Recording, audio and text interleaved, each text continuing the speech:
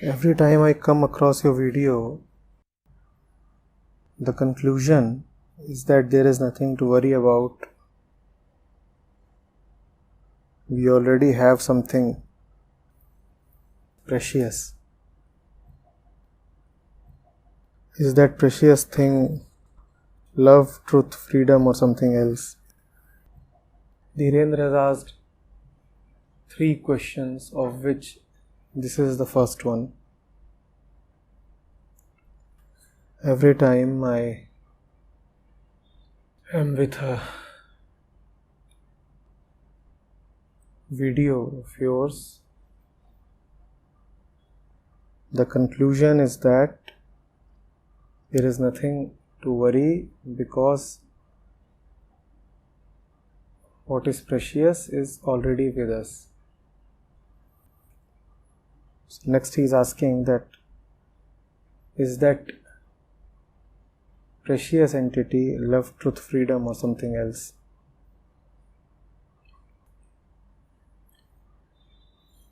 Dhirendra,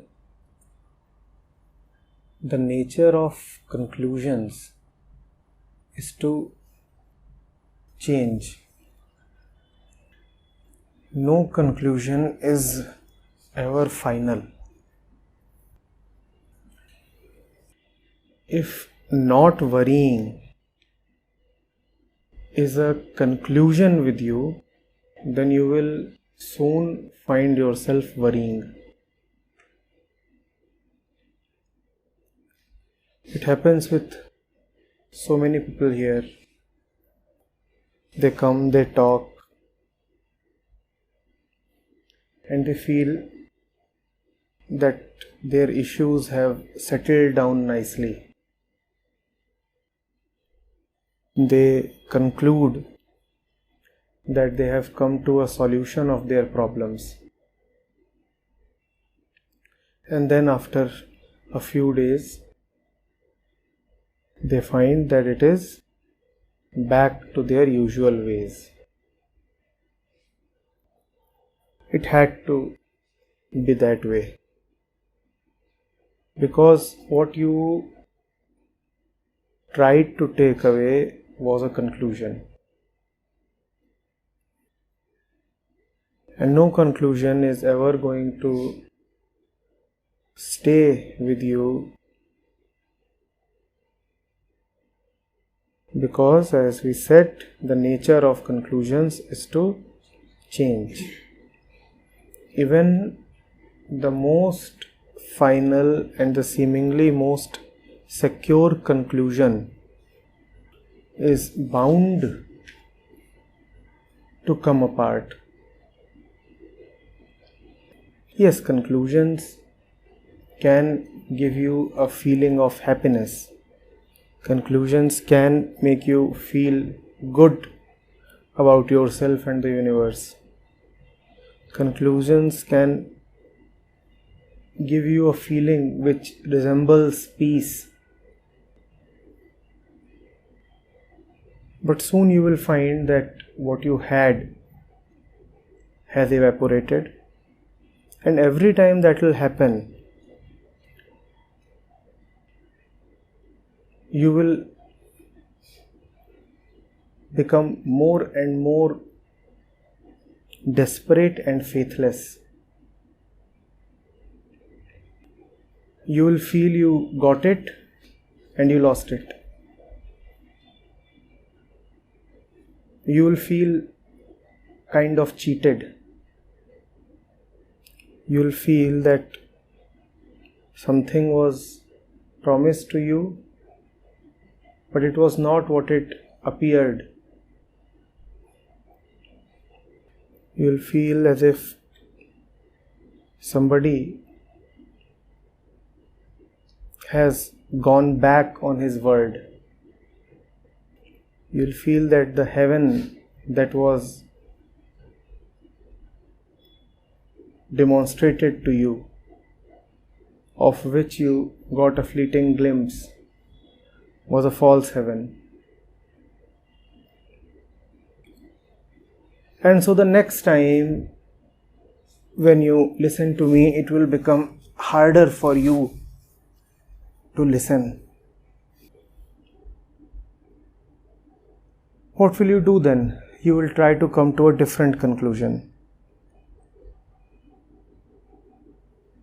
You will try to apply more of your mind so that you can come to a better conclusion. You will try to be more alert, more thoughtful, so that this time what you conclude is more solid, more permanent.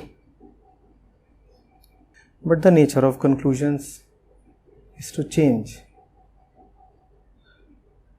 After all, conclusion is just a thought, like any other thought. You will be betrayed again. And you will not look inwards. You will not say that I concluded, I built the statement, I wanted to come very quickly to a result, to an end point. And that is the reason why now I am receiving this shock. You will say that the conclusion was given to you by the speaker or by the scripture, and you will doubt them. When I speak, I do not intend to give you conclusions because there are no conclusions. I intend to give you silence. But conclusions are a good way to avoid silence. And conclusions are a good way to feel that you know, that you understand, that you have laid your hands upon the truth. Conclusions are a good way to feel secure, so that when you go back, when you walk out of this room, you feel that you are taking away something, so that you have something that you can tell others about, so that the question, what did you learn, can be answered by you. You want something, and if you do not have it, then you build it up in a very dreamlike way. Now again you are asking that every time I listen to you, I conclude that there is nothing to worry about. There is something very precious already with me. And then you're asking, is that precious thing love, truth, freedom, or something else? At every point in your question, there are dangers. When you are really free of worrying, then not worrying also loses its charm. When you are totally free of the fear of worrying, then you find that there is no more attraction left in not having to worry, which amusingly means that now you are free to worry, because you don't have a fear of worrying. Now you are free to worry, and being delighted at not worrying only indicates that worrying is still a concern with you.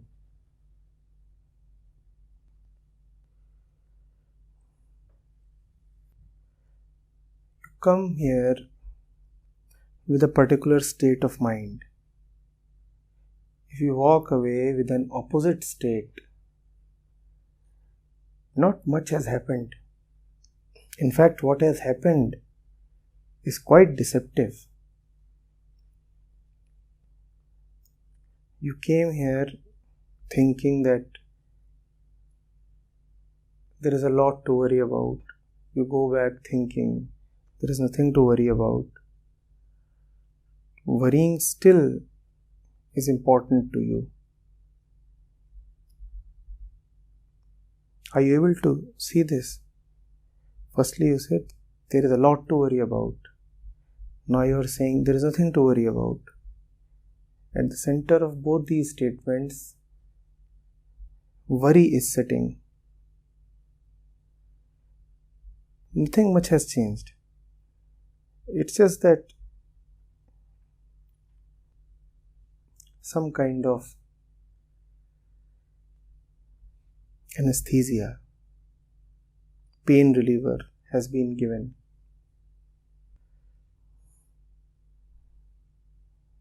Is that now not how the world functions? There are spots, agencies, situations that make you feel worried. And there are other people, situations that tell you, well, these worries can be taken care of. They do not mean much. You do not need to worry.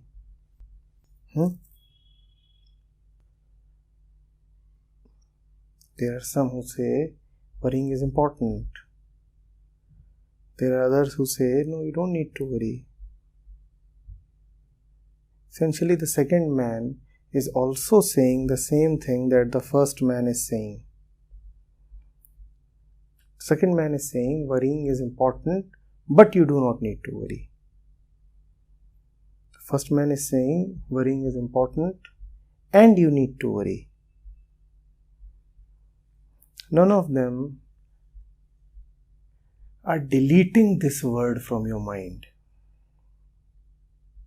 This is how the world operates. There is no way I am saying to you that there is nothing to worry. That does not mean I am saying to you there is something to worry.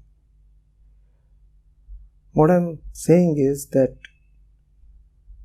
this game of worrying and not worrying is small.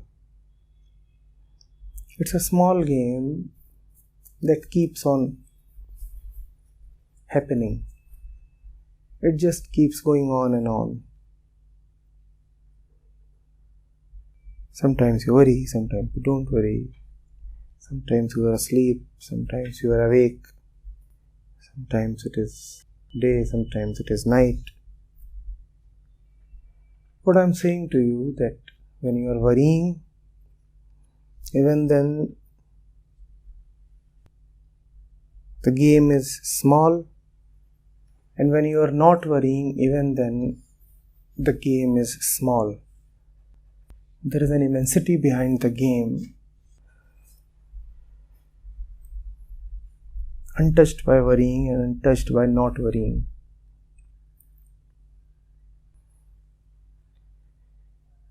Can you be there? That is the question.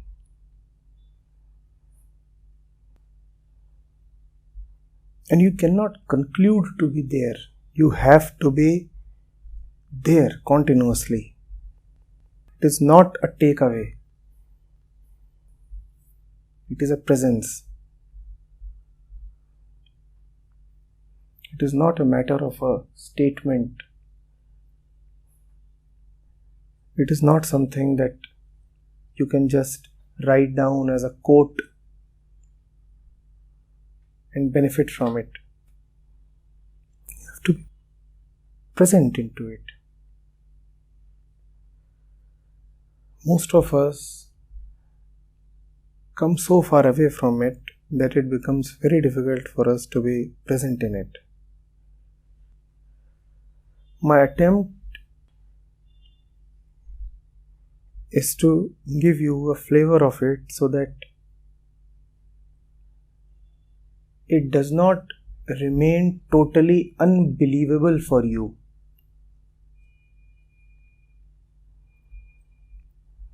For most people, it is so very unbelievable that they won't even consider it. Or they'll say that this is just verbiage. If you speak more, they'll say you are preaching. This is pontification. It doesn't happen. These things look good only in the scriptures. They don't really happen in practical life. My attempt is to bring you to a point where you can be with it, even if for a short while, so that elsewhere,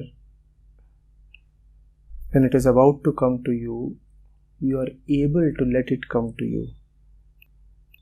So that faith does not become totally impossible for you.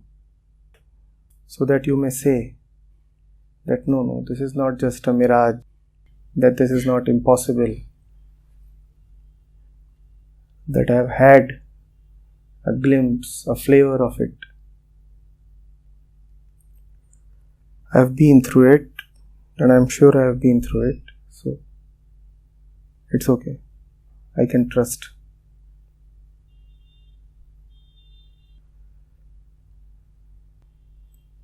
What do you mean by, is this precious thing, love, truth, freedom? There is nothing called love. There is nothing called truth. There is nothing called freedom. These are not concepts. When you say love, all you have with you is a concept. When you say truth or freedom, again what you have with you is a concept. And it is very easy to go on parroting the concepts. And because concepts are always small, and it is no big deal to discover that they are small. Even experience will prove that to you. So sooner or later, you will come upon the smallness of concepts, the smallness of your love, truth, freedom. And then you will not say that my concept was small. Then you will say, oh, love and truth and freedom are small.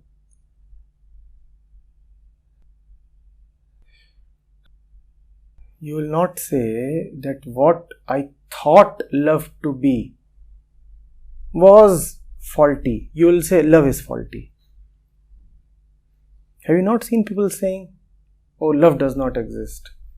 They will not admit that what they thought as love does not exist. They will say love does not exist. That is what happens when you take your conclusions and your concepts to be the reality.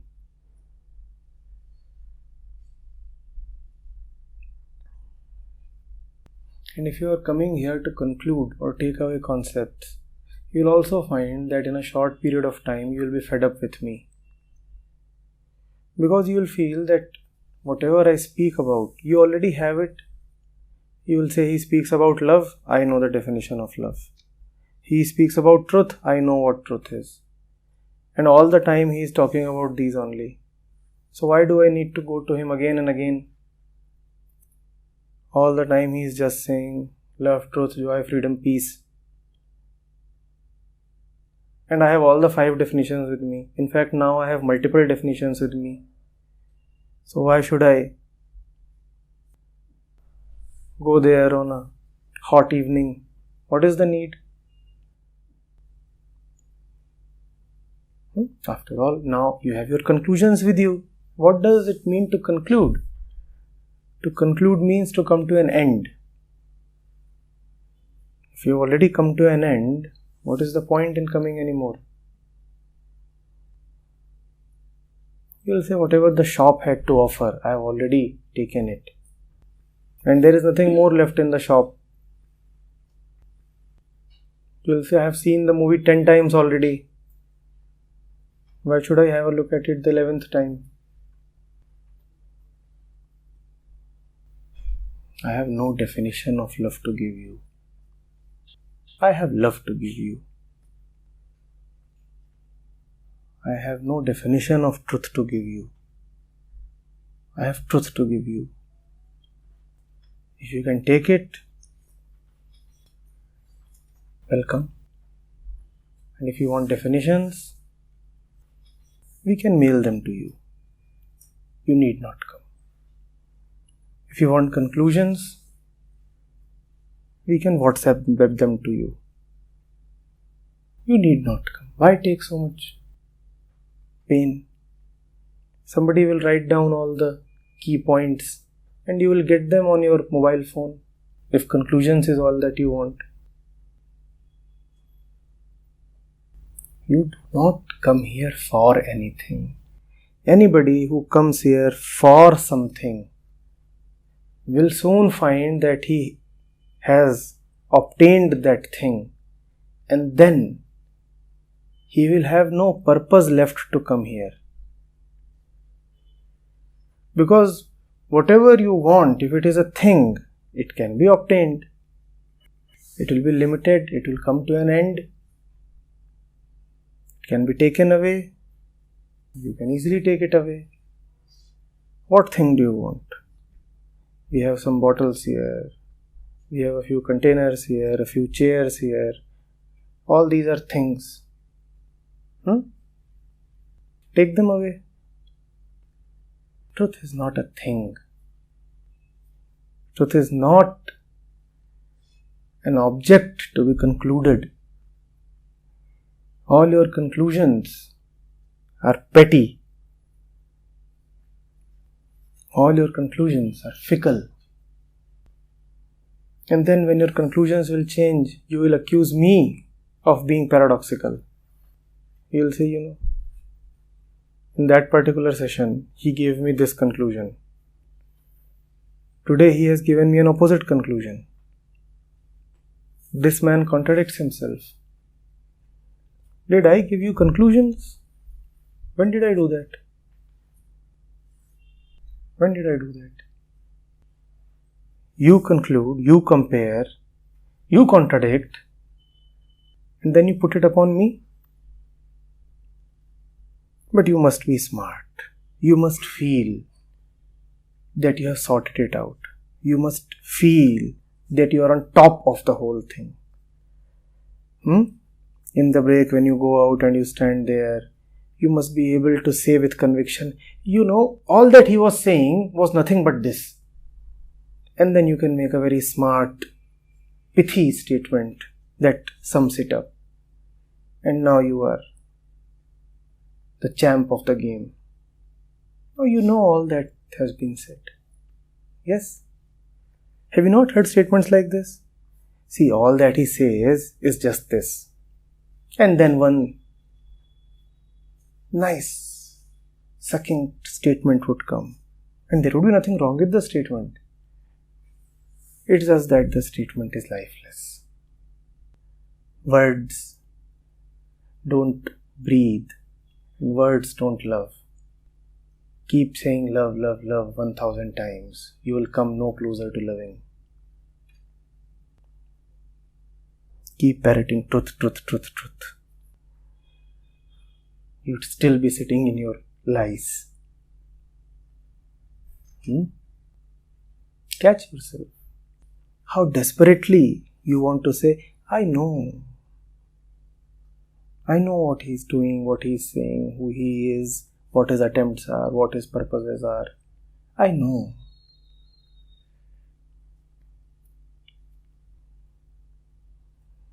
Let me assure you of one thing. Conclude, if you must. Come to this conclusion. All your conclusions are rubbish. You know nothing. You know nothing. If it hurts you, I'm glad it hurts you. You know nothing. Nobody ever knows anything. All your knowledge is about things that anyway are equal to nothing. All your knowledge is about things whose value is nothing. About that which is important and valuable, anyway, you know nothing. Nothing can be known, not that you are particularly at fault. Sir, I really had that feeling that I don't know any of these, that I really do. But you don't have the feeling that you can never know any of these. You are in fact feeling guilty that it is knowable, but I do not know. Your feeling is it is knowable, it is in the province of knowledge. But somehow only I have failed, so there must be something wrong with me. You have this guilt. This is arrogance. You are saying sooner than later I will conquer you. Today I may have failed, but how long will you escape me? Truth, I am coming to mount you. I'll understand the truth and keep it in my left pocket. And then I'll gift it to my girlfriend. Nicely wrapped.